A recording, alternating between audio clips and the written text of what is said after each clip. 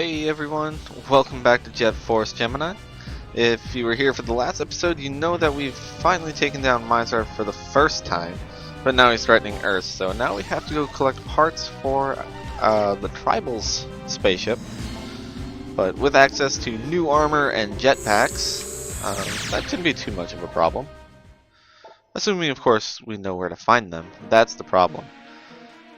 But I figure the best place to start is, well, basically where we ended, back here in Mizar's palace. Because I don't know if Mizar knew it, but he has a part right here at his home. So, okay, we gotta go this way. What we're looking for is that little pyramid that we found the first time Juno came around this area. And that's what we're looking for. Alright, at least I know where I'm going this time. As you can see, we have a couple Mizar tokens, but now we can actually use these nice little jetpack fuel pads. All you have to do is step on them, and you'll see the meter fill up. Usually there is a number, but you can just judge by the bar. And of course, to use the jetpack, all you have to do is jump and push the jump button again. And then while you're in the air, if you hold the B button, you can kind of just hover. But right now we want this pad that's on top of the pillar, which magically changes us into a drone. Yep, that's right, we are going to be masquerading as the enemy now. So,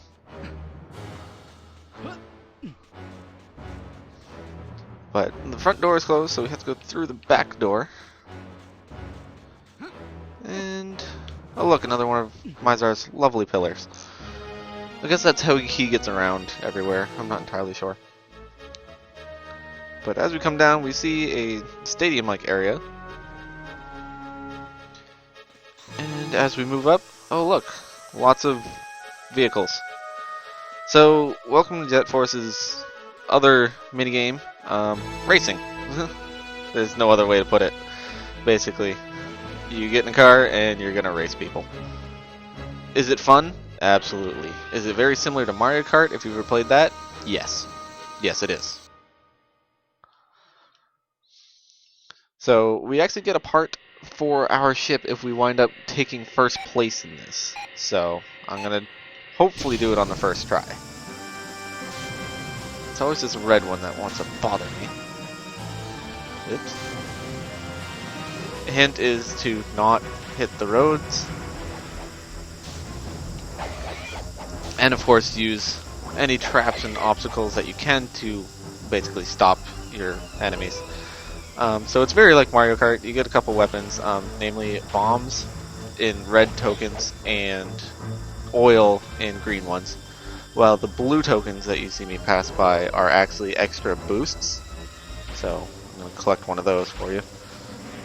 But the boost is definitely the best way to win these, because otherwise you're just going to get passed really fast. But to use a boost, you just hit the A button. Makes you go really, really fast, obviously, because it's a boost. But it looks like I'm actually going to win this one on the first try. So, thankfully, these don't actually take too long. It's a 3-lap course. That was the end of lap 2. So, should be just about another minute or so before I'm actually finished. And if it looks like I'm turning really sharply, it's because I am, because these things have absolutely no handling. It's either all or nothing, basically. Is it obnoxious? Yes. But after a while, you kind of get used to it. Oh, and I forgot to mention, A button is not accelerate. As I said, it is the boost. To accelerate, you just push forward. That'll probably help if you're playing along. So that's it. We reached first place, and we won a multiplayer secret with that. Namely, we unlocked the racing minigame for multiplayer now. And actually, I think I beat my record. My old record used to be 1 minute and 44. But here you see we get the fuse spaceship part. So, awesome.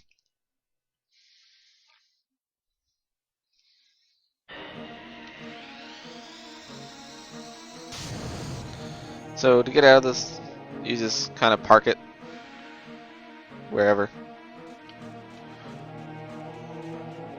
And then we just have to go back up.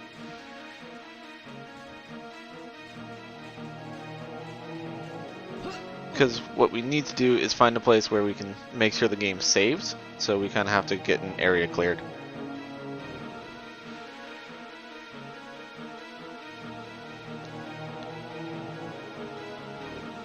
Or at least I think we do. I'm not entirely sure about that one, but I'm gonna do it anyway, just in case, because I don't feel like having to redo that, as much fun as it may be.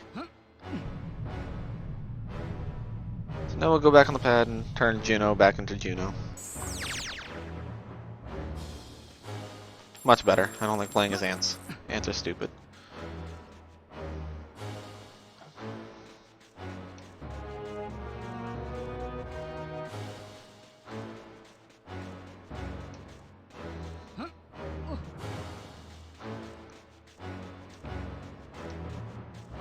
Now that I think about it, I don't think there is an area cleared in Mizar's palace because we'd have to go to another area anyway. So I'm actually just going to pop open our menu and hit the map screen. There's a map.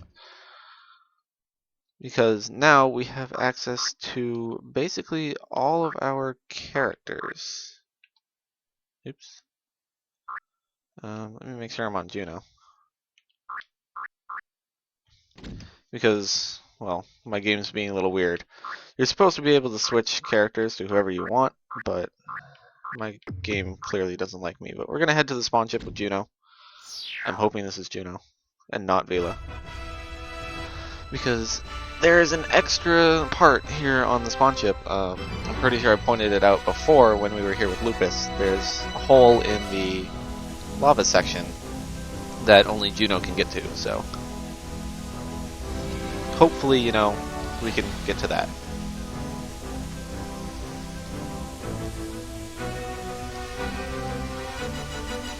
And of course, since it is an intro level, they have to show everybody landing.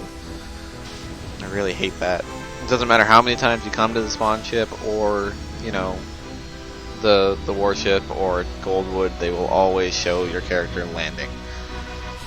It is obnoxious, and I really wish they'd stop it.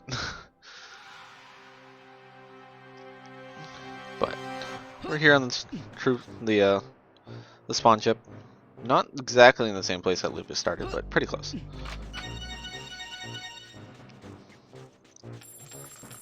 And obviously these are empty because, well, Lupus already got them, and they already had weapons that Juno already has, so we don't have to worry about those. What we do have to worry about is making sure I get to where we need to go. Because honestly, I don't remember exactly where, well, what we're looking for is. But we're basically going to have to run through this entire game again. Or this entire level. Not the whole game. We're going to do bits and pieces of what we've already done. But the point remains the same of backtracking. That guy really hurts. Alright, so this is going to be a little trickier since we don't have Lupus's floating jetpacks. Even though I really wish I did. Because jumping is not an easy task on this game. Especially with a very uncooperative camera. But thankfully I didn't fall down this time. And grab some extra ammo.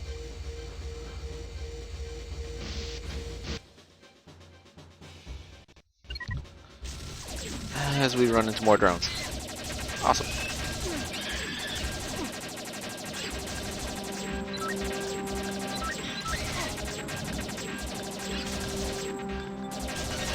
Alright, now you're just being annoying.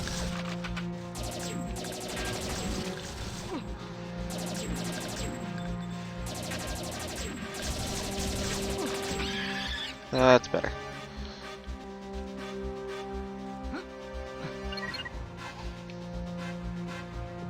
Who's throwing stuff? Oh. It's that jerk. Well, I'm not gonna deal with him because he's just gonna distract me. Huh. And, well, I don't feel like falling off as Juno right now.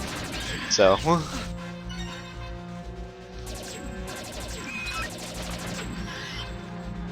Take them out. Did the door open? Yes, it did. Okay. So right now the main things I'm looking for are the red key and, well, wherever it is that we had to go before. Because I don't think we have the green key yet. Not as Juno, at least.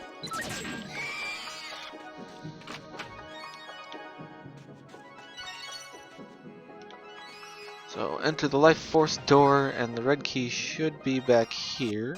Oh wait, we already have a red key. What am I talking about? We got the red key from Magnus way back in Goldwood.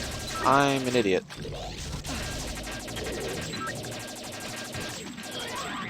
Clearly I don't even remember what keys I have and what I don't. Yeah, see, no red key here. So that was a slight waste of time.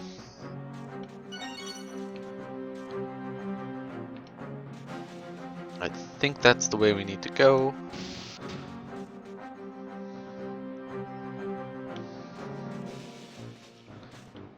No, I'm going to check my inventory just to make sure I don't have the green key. Where's my inventory? There it is. Does Juno have a green key? No, Juno only has yellow and red. Okay. So we are definitely going to have to get him more keys by the end of this. So, if you haven't guessed, all the keys that all the other characters picked up, they are indeed in the same places that they were originally picked up. Like the magenta key is only in Eshkabone. Well, there's multiple yellow and red keys, but like the color-specific ones, like the green keys and the blue key and the magenta key, those are all in the same places. So basically, we have to run through most of the levels with all the characters just to get the keys. Juno being one of the more important ones, but you'll see why he's more important later on. Mostly because he's the big macho man of the team. Because, well, I guess Rareware is a little racist, or sexist, sorry. Because they don't let Lupus do anything fun except for kill the easy Mizar the first time. And it sounds like someone's shooting our tribals.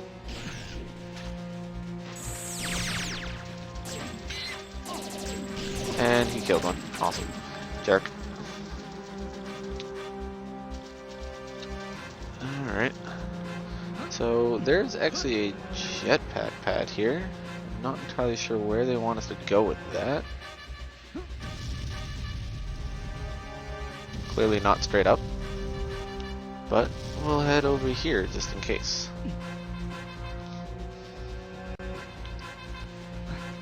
Not that, you know, there's anything over here. Except for, I assume, a weapon chest. Which we can't really use because if I'm right, it had the sniper rifle for Lupus in it. Yeah, it's still closed. So, I have no idea why they gave us that jetpack pad. I think it's just there for show and to have fun with the jetpack.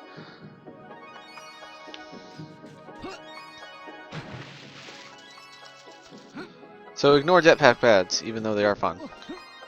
Well, don't ignore all of them, just ignore that one.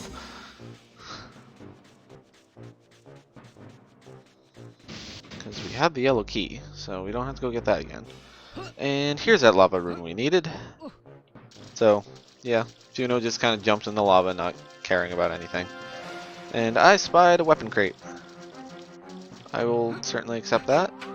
Cluster bomb capacity, that's pretty good. In the other one, remote mines. I wasn't even aware I picked those up. And a weapon we don't have yet. Ooh, that's a lot of capacity crates. Juno hit the mother load. What do we got? Tri-rockets. Awesome. Tri-rocket. Awesome. Tri-rocket. Awesome. Tri-rocket. Awesome. How many do we have now? 40 shots. I like that number. I really like that. Ooh, more capacity. This is the freaking mother load. Homing missile. Homing missile. I think that was more homing missile. And more homing missile. We have 40 of those shots now. They are being really nice to Juno. And I'm not going to complain about that at all. So, random empty room. I don't know why they just kind of stopped the lava flow there. It's kind of pointless, but... into the doorway we go. Hopefully there's more capacity crates behind here. Because that would be freaking awesome. Nope, that makes me sad. Okay, but this is a ship part. It happens to be Juno's hatch key, so of course only Juno would be able to get it. And no, that's not always true. Vila's hatch key can be found by other people, if I'm not mistaken. And I don't even remember where Lupus's hatch key is, so each character is not actually responsible for their own key, is what I'm trying to say. Except for Juno, as we already found out, because nobody else would be able to get down here. And I really wish I knew what that capacity crate was. But we'll just have to leave it for now. Maybe if I remember, I'll come back off screen and try and find out what it was. Probably won't remember though. Is there anything else down here that I'm interested in? Because might as well enjoy the lava while we can. It's like a nice hot sauna for Juno.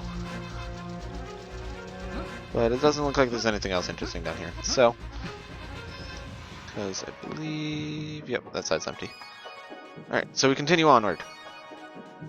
I'm gonna pull out my machine gun again.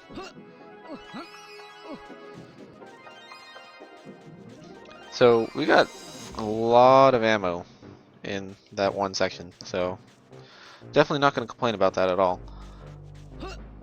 Especially considering, well, Juno likes explosives. I mean, we now have 80 missile shots in total, so. But that's the end of Spawnship. Area cleared. Done.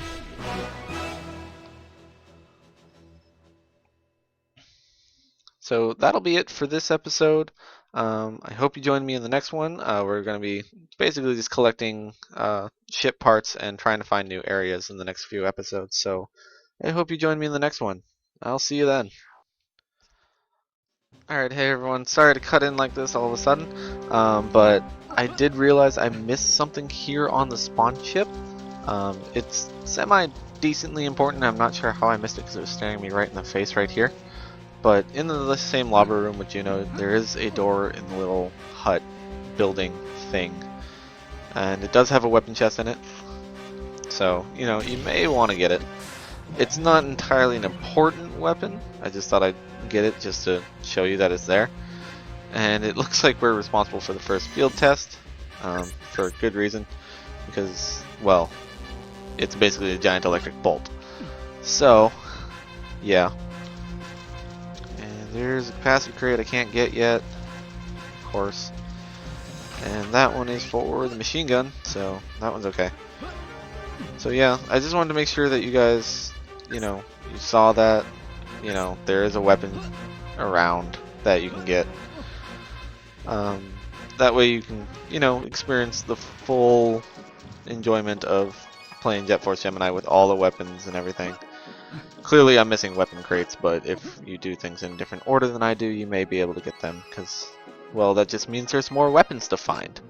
Plain and simple, right? So I'm just gonna run back to the ending, just so you guys, you know, get the full feel. But I felt stupid, completely leaving the weapon out, so I figured you guys would want to see it. So that'll be it for that, I guess. So, like I said, I will see you in the next one.